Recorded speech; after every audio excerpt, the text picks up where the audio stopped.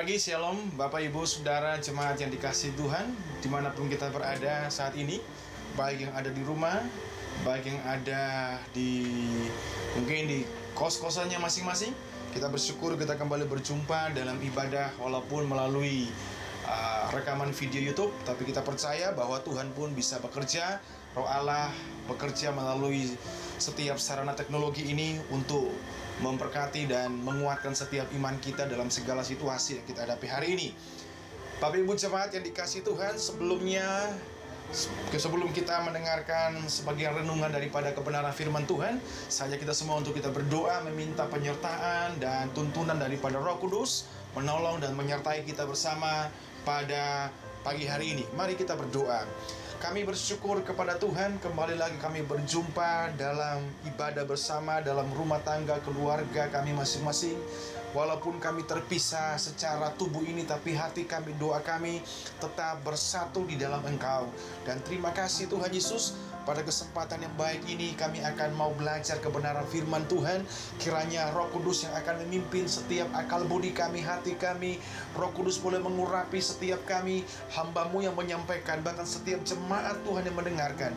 Kiranya Roh Tuhan memimpin dan menjamah setiap kami, sehingga kebenaran firman-Mu pada pagi hari ini, dalam ibadah minggu kami pada hari ini, boleh menjadi berkat, menjadi kekuatan, menguatkan setiap kami yang mendengarkannya dimanapun kami berada. Dan terima kasih Tuhan Yesus, kami bersyukur dan kami menyerahkan semua pemberitaan, seluruh pemberitaan firman Tuhan hanya dalam satu nama pimpinan, yaitu Tuhan Yesus Kristus kami berdoa.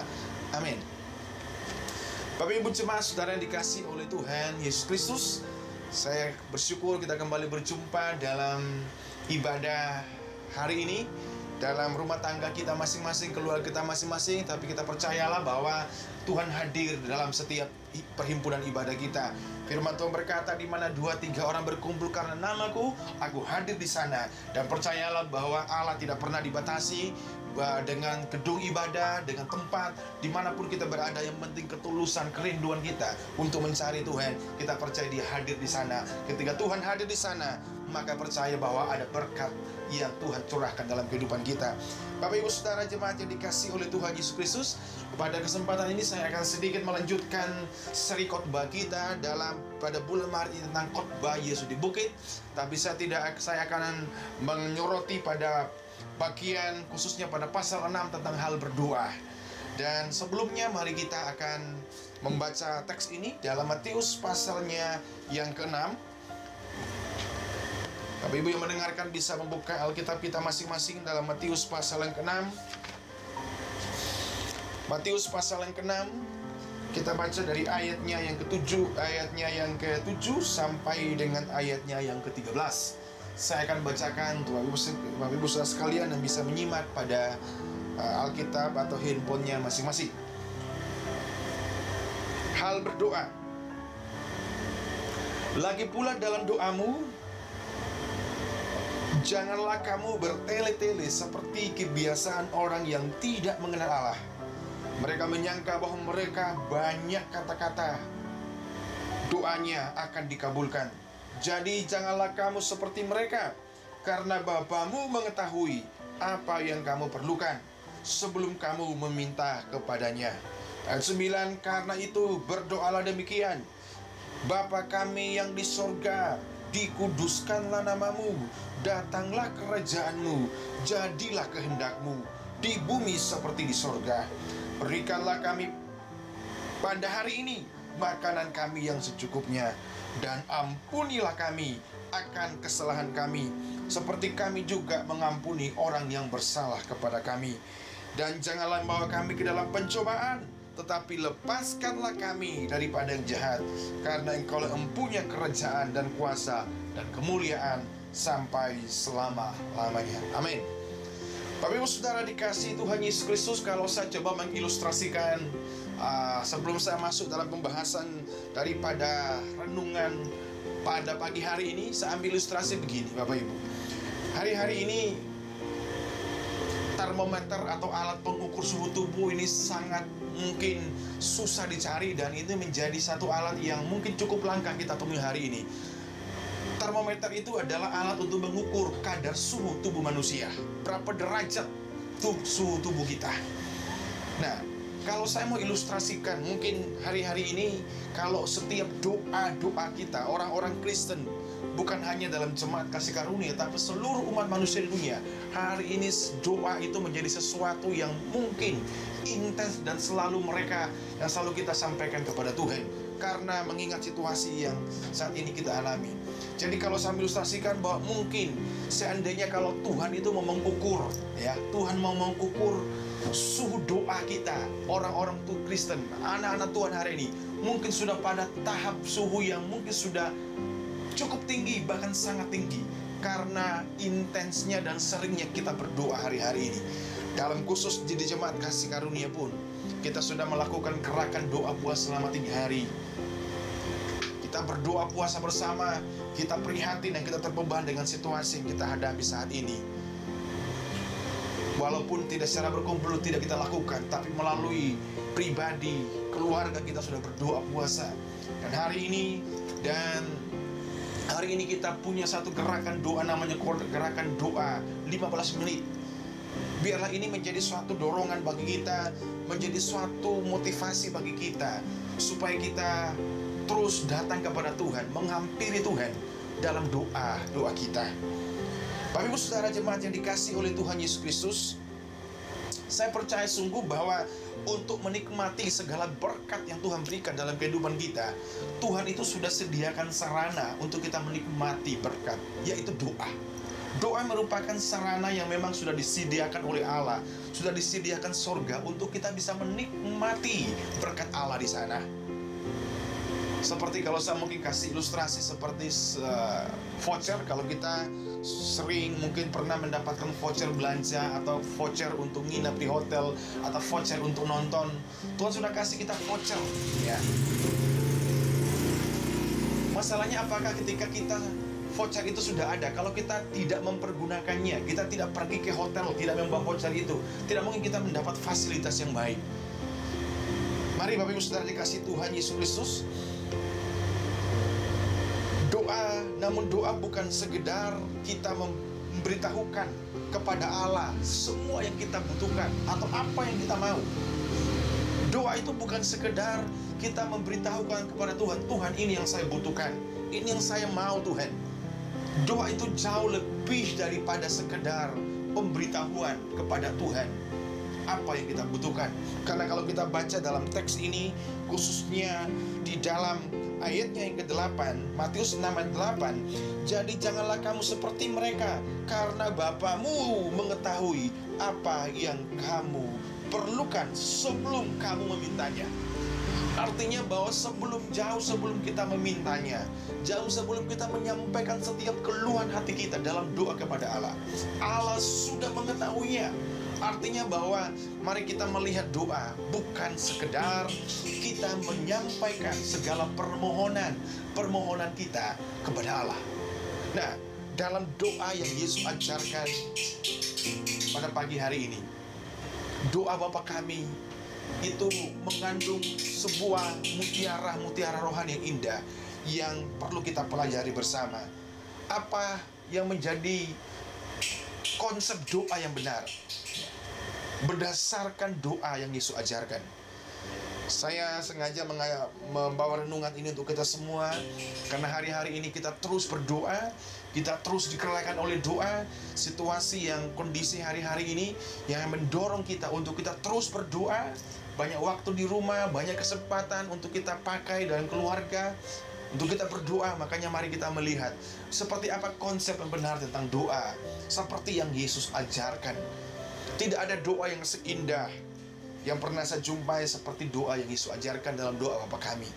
Pada kesempatan renungan di pagi hari ini dalam ibadah minggu kita, saya akan menyampaikan 3 hal apa yang menjadi hal baik, kebenaran-kebenaran yang indah, atau konsep doa yang benar berdasarkan doa Bapa kami yang Yesus ajarkan. Sehingga dalam setiap doa-doa kita, baik doa pribadi, doa keluarga, kita boleh mengerti tentang kebenaran ini. Yang pertama, Apa menjadi konsep doa yang benar berdasarkan doa yang Yesus ajarkan doa Bapa Kami? Yang pertama adalah berdoa itu membangun relasi dengan Allah.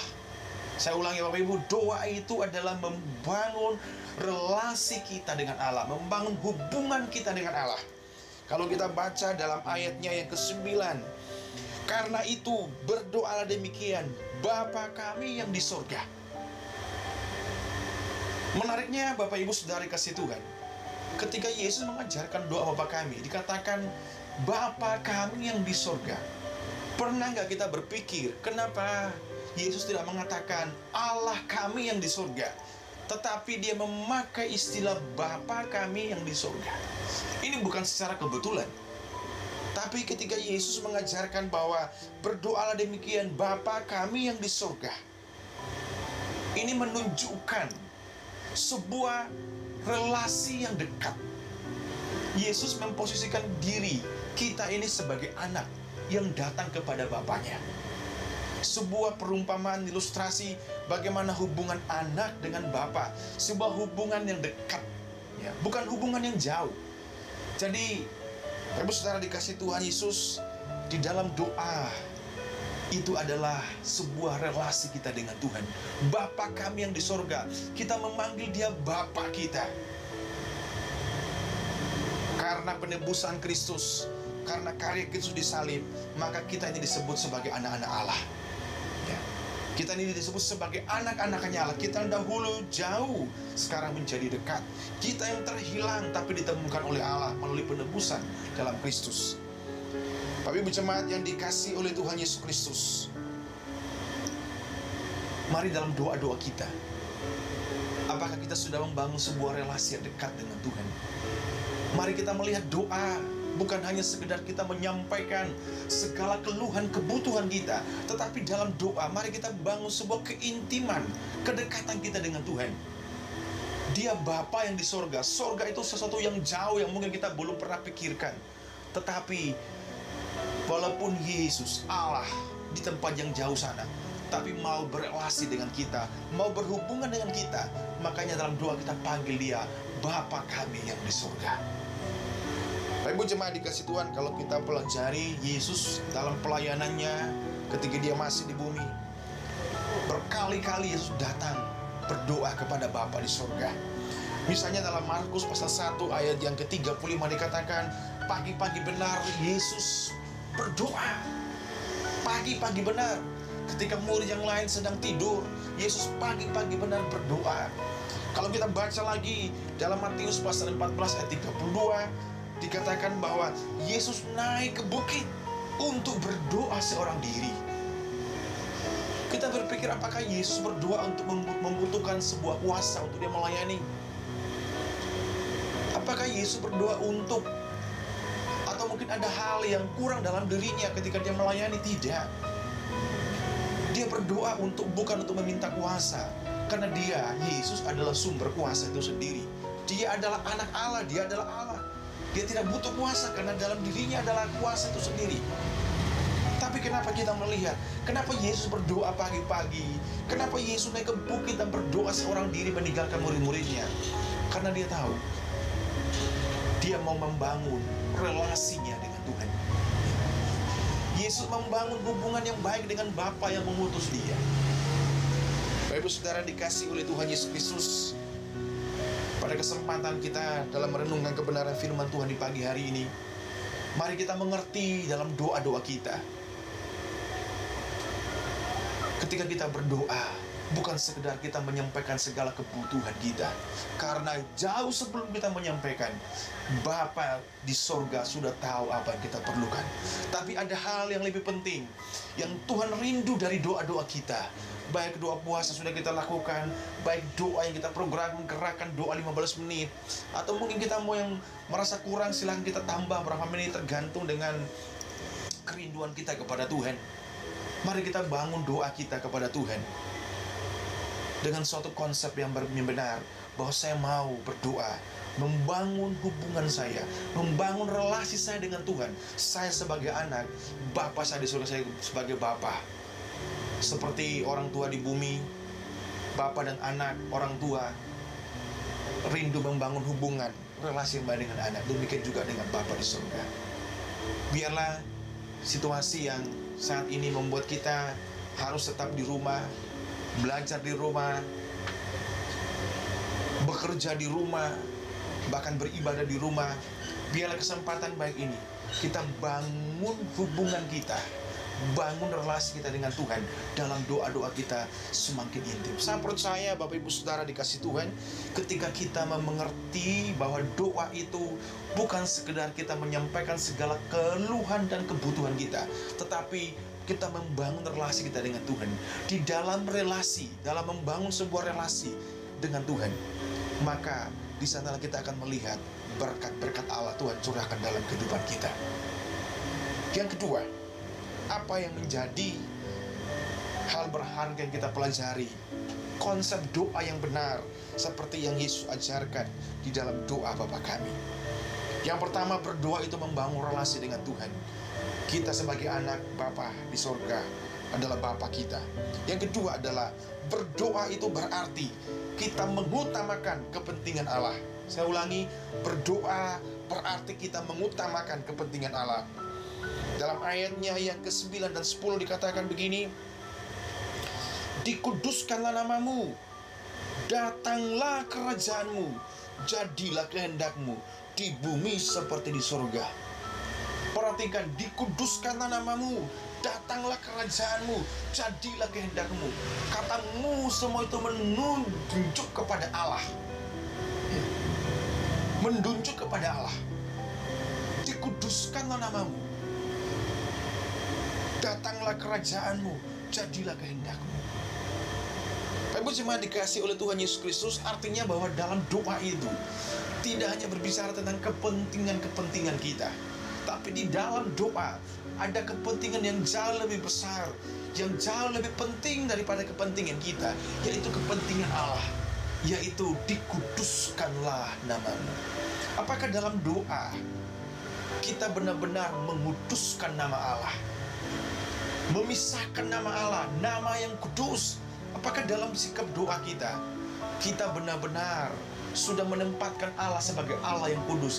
Kita datang dengan penuh hormat kepadanya, kita datang dengan penuh kekaguman kepada Dia, atau kita anggap biasa-biasa saja? Di dalam doa, kepentingan Allah adalah biarlah namanya dikuduskan di dalam setiap doa-doa kita. Yang berikut, kepentingan Allah bukan hanya dikuduskan, namanya dikuduskan, tetapi datanglah kerajaanmu. Datanglah kerajaanmu. Ini berbicara bahwa dalam doa, sebagai bentuk kita menyatakan bahwa biarlah kepentingan Allah, kerajaan Allah, pemerintahan Allah yang terjadi dalam kehidupan kita. Dengan kata lain, kita mengatakan bahwa ketika kita berkata datanglah kerajaanmu, kita sedang mengizinkan Allah yang memerintah atas kehidupan kita, Allah yang mengatur setiap detail kehidupan kita. Bapak Ibu jemaat dikasih Tuhan Yesus Kristus, percayalah, dalam situasi yang sedang kita gumulkan hari-hari mengenai penyebaran COVID-19, kita percaya bahwa kerajaan Allah sedang dinyatakan melalui peristiwa-peristiwa ini. Ketika kerajaannya datang, ketika Allah yang memerintah, maka saya percaya sungguh segalanya pasti akan baik-baik saja. Semuanya pasti akan berlalu. Mari dalam doa kita, biarlah kerajaan Allah yang datang, biarlah kerajaan Allah yang memerintah atas kehidupan kita. Izinkanlah Allah yang memerintah atas kehidupan kita. Pada minggu lalu saya katakan bahwa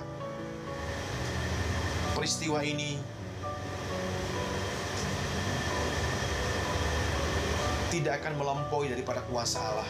Allah berdaulat atas segala sesuatu yang ada. Dan mari Bapak Ibu semua jemaat yang dikasih Tuhan, di dalam doa kita, selain kepentingan Allah, namanya dikuduskan, ada penghormatan kepada nama Allah di sana, ada penghormatan kepada Kristus di sana. Yang kedua adalah kepentingan Allah adalah biarlah kerajaan Allah itu datang memerintah dalam kehidupan kita. Kepentingan Allah yang ketiga adalah jadilah kehendakmu. Ini yang penting sekali. Jadi ketika Dia yang memerintah, ketika namanya dikuduskan, ketika kerajaannya yang hadir dalam kehidupan kita, dia memerintah seluruh aspek hidup kita, maka disitulah kita melihat kehendak Allah yang jadi. Di dalam doa, Bapak Ibu Saudara dikasih dalam Tuhan, berdoa berarti kita mengutamakan kepentingan Allah. Apa kehendak Allah yang terjadi dalam kehidupan kita? Seringkali kalau kita mau jujur, kalau kita mau jujur dalam doa kita, lebih banyak kepentingan kita yang kita sampaikan kepada Allah daripada kepentingan Allah. Lebih banyak kepentingan pribadi kita, kepentingan keluarga kita yang kita utarakan kepada Allah. Tapi pernah nggak kita berpikir bahwa ada hal yang jauh lebih besar daripada kepentingan kita, yaitu kepentingan Allah, yaitu datanglah kerajaanmu, jadilah kehendakmu, kehendak Allah yang jadi. Ibu jemaat dikasih Tuhan Yesus Kristus, kalau kita belajar daripada doa Yesus di Taman Getsemani, Yesus pernah bergumul dengan penderitaan. Yesus pernah bergumul dengan dosa yang harus dia pikul. Dia berdoa di Taman Getsemani. Ketika dia berdoa, keringatnya, peluhnya berubah menjadi darah. Dan saat itu dia berkata, Bapa, kiranya cawan ini Tuhan ambil, Engkau ambil daripadaku. Tapi ada kalimat yang menarik dikatakan Yesus di situ. Bukan kehendakmu, bukan kehendakku, tapi kehendakmu. Yesus menempatkan diri, menundukkan diri kepada kehendak Allah dibandingkan dengan kehendaknya. Mari Bapak Ibu Saudara dikasih Tuhan Yesus Kristus, dalam doa kita memahami bahwa kepentingan Allah adalah kehendaknya, bukan kehendak kita. Seringkali kita banyak kecewa dengan Tuhan. Seringkali kita merasa Tuhan itu tidak menjawab doa kita. Seolah kita merasa bahwa Tuhan itu jauh daripada doa-doa kita. Karena kita punya cara berpikir, konsep berpikir bahwa doa itu bicara tentang kepentingan saya. Doa itu berbicara tentang kehendak saya menjadi. Tapi mari pada kesempatan ini kita belajar bersama bahwa di dalam doa bukan kehendak kita, tapi kehendak Allah yang jadi. Bapak Ibu Saudara dikasih oleh Tuhan Yesus Kristus, saya percaya sungguh bahwa situasi hari-hari ini, situasi virus COVID-19 yang membuat kita terbatas dalam bertemu, membuat kita banyak agenda-agenda kita yang tidak bisa kita lakukan. Saya percaya sungguh bahwa Allah punya kepentingan, Allah punya kehendak yang terbaik ketika Dia izinkan masalah besar ini melanda seluruh umat manusia yang ada di bumi. Ada hal-hal baik yang Tuhan sedang kerjakan bagi manusia. Saya katakan kemarin bahwa ini adalah bentuk teriakan Allah kepada telinga manusia, supaya manusia belajar menghargai kehidupan, supaya manusia belajar untuk menghargai mungkin lingkungan dan lain sebagainya. Bapak Ibu Saudara dikasih Tuhan Yesus Kristus, mari pada kesempatan renungan firman Tuhan di pagi hari ini, mari kita mengerti arti doa yang kedua. Doa itu berbicara tentang kita mengutamakan kepentingan Allah dalamnya. Kepentingan Allah yang pertama adalah namanya dikuduskan, kemudian kerajaannya datang, kemudian kehendaknya menjadi. Biarlah dalam doa kita, banyak kali kita berdoa hanya kepentingan kita, hanya kebutuhan kita. Tapi biarlah dalam masa-masa ini kita mau melihat apa yang menjadi kepentingan Allah dalam doa-doa kita, apa yang menjadi kehendak Allah dalam doa-doa kita. Di dalam doa kita akan belajar mengerti apa yang menjadi kehendak Allah yang terbaik dalam kehidupan kita. Yesus walaupun sulit, walaupun menyakitkan, tapi Yesus belajar ketika dia berdoa di Taman Getsemani. Dia belajar menundukkan diri kepada kehendak Allah yang lebih berkuasa. Saya percaya kalau kita mengerti kebenaran ini, maka apapun yang terjadi dalam kehidupan kita akan belajar bahwa kehendak Tuhan yang terbaik, kerajaan Allah yang terbaik, kekudusan nama Allah yang jauh lebih penting daripada segalanya. Yang terakhir, apa yang menjadi kebenaran penting atau konsep doa yang benar yang dapat kita dapat dari pembacaan Matius pasal 6 tentang doa Bapa Kami ini? Yang ketiga adalah doa berarti kita menyandarkan hidup kita kepada Allah. Berdoa berarti menyandarkan hidup sepenuhnya kepada Allah. Kita Kita lihat ayat 11 dan sampai ayat 13. Saya akan bacakan untuk kita semua. Berikanlah kami pada hari ini makanan kami yang secukupnya, dan ampunilah kami akan kesalahan kami, seperti kami mengampuni orang yang bersalah kepada kami.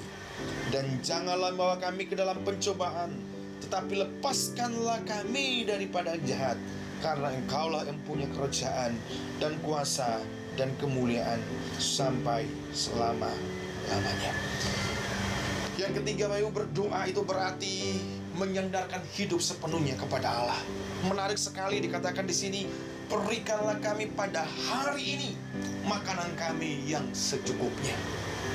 Yesus tidak mengatakan berikanlah kami makanan kami sebulan yang secukupnya, berikanlah kami makanan kami setahun yang secukupnya. Menarik sekali kenapa Yesus mengatakan bahwa berikanlah kami makanan kami pada hari ini. Ya, berikanlah kami pada hari ini makanan secukupnya. Artinya bahwa Tuhan rindu, Tuhan mau mengajari kita bahwa setiap hidup kita, setiap hari kita mau sandarkan kepada Tuhan. Untuk apa yang kita makan, minum setiap harinya, kita belajar untuk menyandarkan hidup kita kepada Tuhan. Gaji kita, pendapatan kita, sebulan, setahun mungkin tidak akan pernah cukup. Ketika kita hidup, kita bersandar pada pendapatan kita, gaji kita sebulan tidak akan pernah cukup. Mungkin kita belajar bahwa iya, gaji saya sebulan sekian, setahun sekian. Maka ketika kita berharap pada hal-hal yang demikian, maka kita akan sulit untuk bersandar sepenuhnya kepada Tuhan. Tapi melalui doa Bapa Kami ini kita diingatkan kembali bahwa untuk makan minum setiap harinya, Tuhan mengajari kita untuk kita bersandar sepenuhnya kepada Tuhan.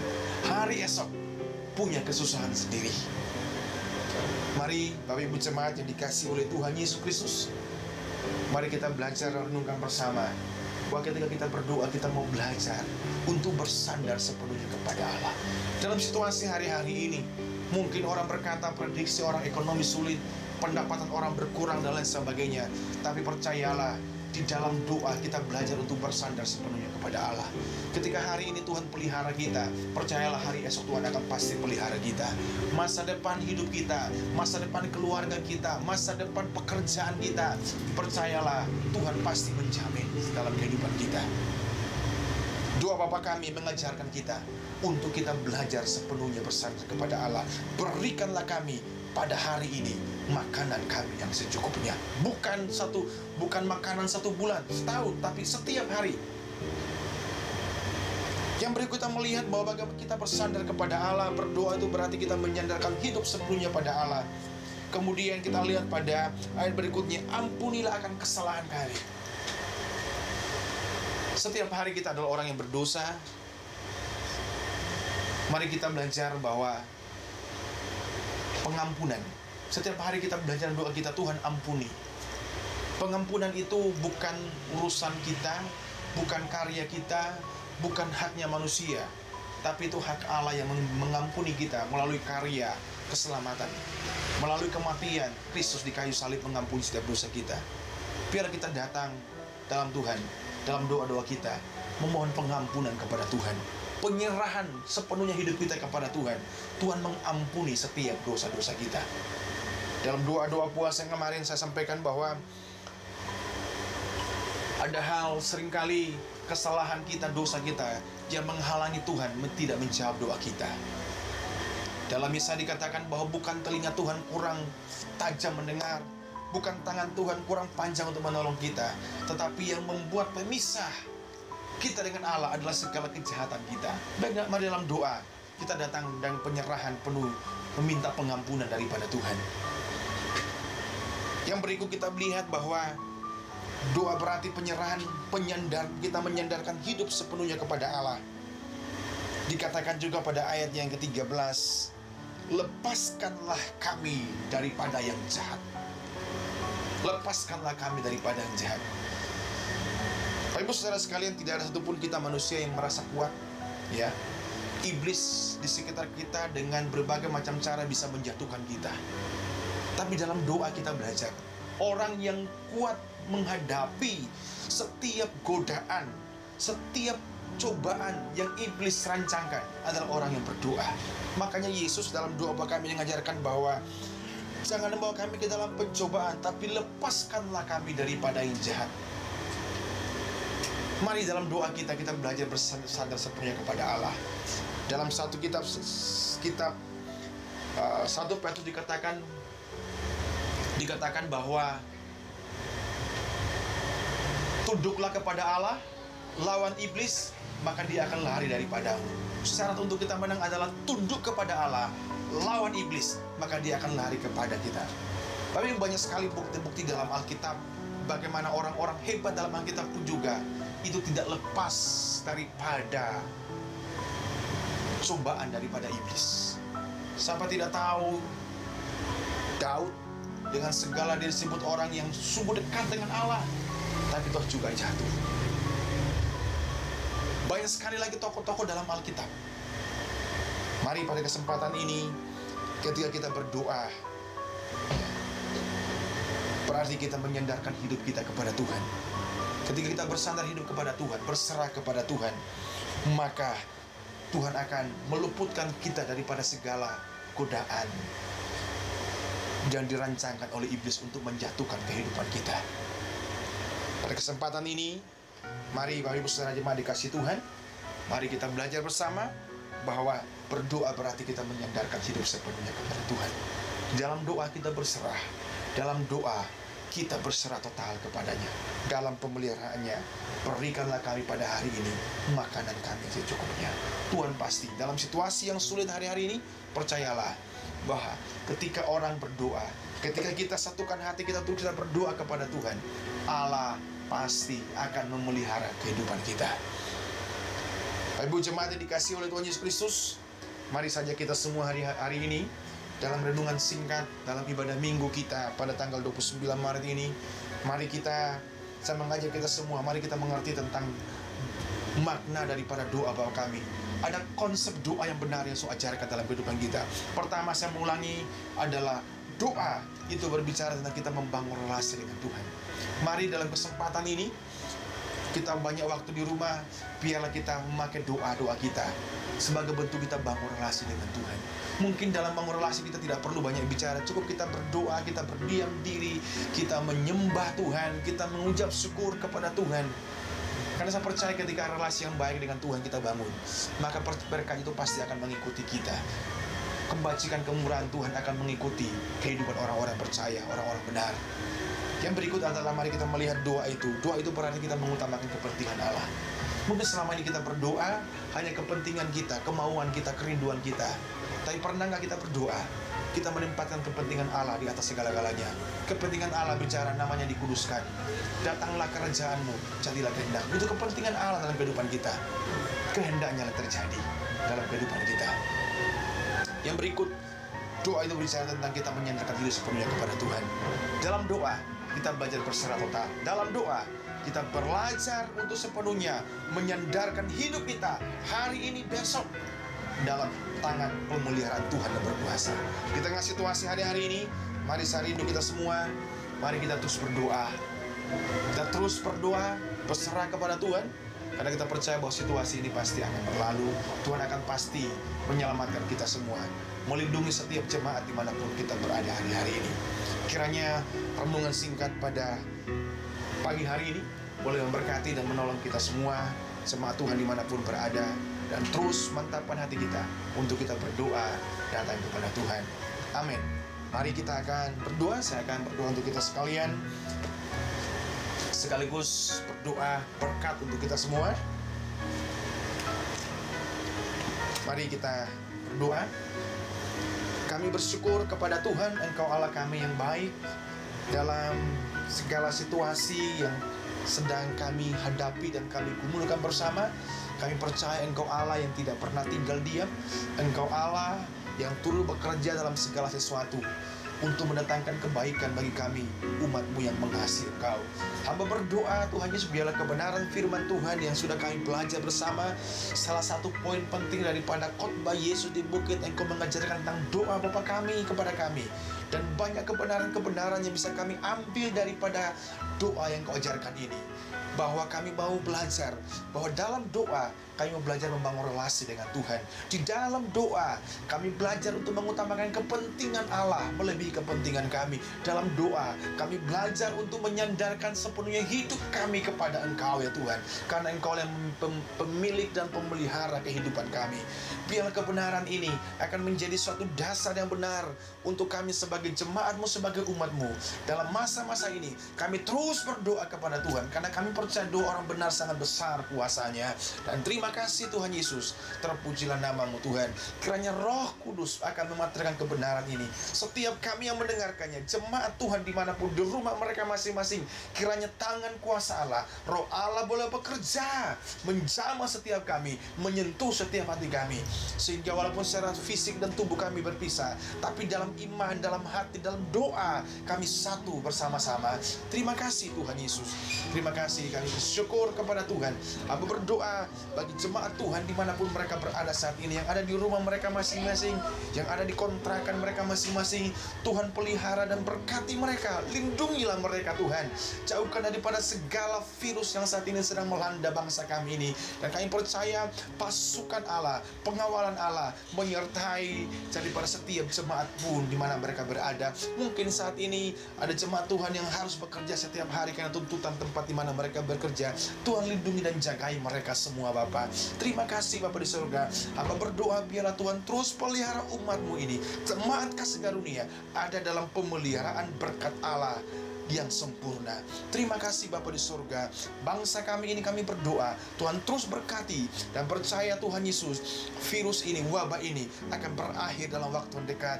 Biarlah tangan Allah yang berkuasa, kehendak Tuhan yang terbaik, biarlah Tuhan nyatakan untuk bangsa kami ini Bapa. Berkati pemerintahan kami, berkati semua aparat yang bekerja keras, para tim medis yang bekerja keras, Tuhan berkati mereka. Biarlah Tuhan yang akan menolong mereka, berkati mereka dengan perlindungan Allah, berkati mereka dengan kesehatan yang terbaik. Mereka adalah garis terdepan untuk menolong orang-orang yang sudah terkena daripada virus ini Tuhan. Kami juga berdoa bagi saudara kami yang sedang terpapar saat ini sakit di rumah sakit. Tuhan berkati dan Tuhan tolong dan sembuhkan mereka dalam nama Yesus. Kami juga berdoa bagi orang-orang yang berduka cita karena kehilangan keluarga mereka Tuhan, karena wabah daripada virus COVID-19 ini. Mereka berduka cita, mereka kehilangan Tuhan. Kami berdoa Engkau berkati mereka dengan kekuatan yang baru, berkati mereka dengan penghiburan. Kasih karunia Allah menyertai mereka semua ya Bapa. Terima kasih Bapa di surga. Kami bersyukur kepada Tuhan, dan kami percaya bahwa semua kami, jemaat-Mu yang mendengarkannya, kami ada dalam berkat perlindungan Allah yang sempurna. Terpujilah nama-Mu Tuhan Yesus. Dan hamba berdoa dan hamba menyampaikan berkat ini bagi setiap jemaat Tuhan dimanapun kami mendengarkan renungan ini. Kami percaya berkat Allah turun atas kehidupan kami. Bapa di surga, kuduskanlah tangan hamba-Mu ini dan tangan Allah sendiri yang akan turun memberkati kami setiap umat-Mu yang setia mencari Engkau dalam persekutuan rumah tangga ibadah kami masing-masing. Tuhan memberkati engkau dan melindungi engkau. Tuhan menyinari engkau dengan wajah-Nya dan memberi engkau kasih karunia. Tuhan menghadapkan wajah-Nya kepadamu dan memberi engkau damai sejahtera. Di dalam nama Bapa, Anak dan Roh Kudus, hamba sampaikan berkat ini bagi seluruh jemaat-Mu. Amin. Terima kasih Bapak Ibu yang sudah beribadah di rumah masing-masing. Kiranya Tuhan selalu menyertai, menolong dan memberkati kita. Walaupun secara fisik kita tidak bisa bertemu, tapi kita percaya dalam doa, dalam iman, dalam hati kita terus bersama-sama. Dan saya terus berdoa kepada Bapak Ibu sekalian, kita semua ada dalam perlindungan Tuhan, dalam pemeliharaan Tuhan. Walaupun situasi hari ini mungkin banyak hal-hal yang mengkhawatirkan kita, tapi percayalah bahwa kita semua ada dalam pemeliharaan Tuhan yang sempurna. Kiranya Tuhan memberkati kita semua melalui ibadah di rumah kita masing-masing. Kita melalui firman Tuhan pada pagi hari ini. Selamat hari Minggu. Tuhan Yesus memberkati dan shalom.